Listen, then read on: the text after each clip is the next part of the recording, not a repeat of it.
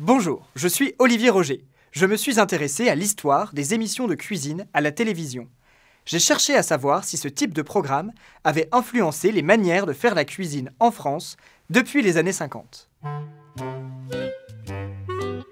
Maïté apparaît comme LA figure incontournable du genre. Son physique, son accent et sa cuisine ont marqué la mémoire collective. Là, voilà ma belle, tu ne remueras plus. Mais en fait, les émissions de recettes sont nées dès les premières années d'existence de la télévision, et depuis n'ont pratiquement jamais disparu des grilles de programme. Et maintenant, laissons cuire les œufs pendant un petit bout de temps.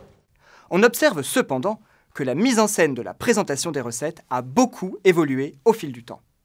Dans les années 50 et 60, Raymond Oliver arborait une attitude professorale fondée sur son statut de grand chef étoilé. Bien, Raymond Oliver, alors nous laissons donc cette génoise, mais vous avez apporté des pâtes à choux aussi. Des coques de pâtes à choux. Des coques de pâtes à choux, qu'est-ce que vous avez l'intention d'en faire? Eh bien, j'ai l'intention de les glacer, mais surtout, j'ai l'intention de vous en faire glacer 2 ou 3.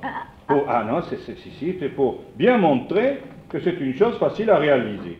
Plus tard, des animateurs ont fait la cuisine en se plaçant sur un pied d'égalité avec les téléspectateurs, dans la lignée de Michel Oliver.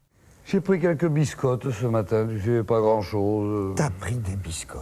Ça te fait pas plaisir? Il a pris des biscottes. Et alors? Et alors? Biscottes. Et les croissants. Les croissants faits à la maison. Et depuis les années 2000, une nouvelle figure, celle du coach, a fait son apparition à la télévision. Avec Cyril Lignac notamment, il n'est plus question de leçons magistrales, mais de cours personnalisés. Ainsi, l'histoire des émissions de recettes a suivi celle des programmes de télévision en général. Elle s'est trouvée de plus en plus influencée par des formats venus de l'étranger qui ont renouvelé les représentations de la cuisine. Lorsque l'on visionne toutes ces émissions de recettes dans les archives de l'INA, la tâche la plus difficile est d'identifier de quelle manière ces programmes reflètent les changements qui étaient à l'œuvre, à leur époque, dans les cuisines des Français. Car en effet, la télévision fait de la cuisine un spectacle, bien souvent éloigné de la réalité des pratiques ordinaires.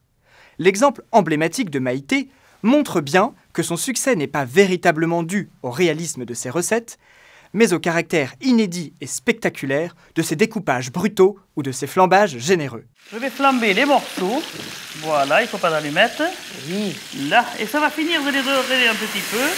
Ça va leur donner un bon grésillant, là. Regardez ça. Voilà. Ça donne un goût délicieux, bien sûr. Là. Malgré tout, les émissions de recettes permettent de retracer un certain nombre de changements survenus dans les habitudes culinaires, comme l'utilisation croissante de produits exotiques ou encore, plus récemment, la référence au modèle des grands chefs. De fait, la cuisine a partiellement perdu son statut d'obligation domestique pour devenir un loisir pratiqué avec plaisir.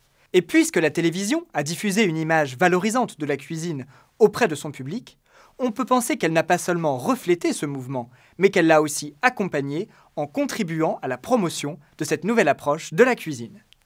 Alors, avec tous ces conseils, vous ne serez pas chocolat pour bien le réussir.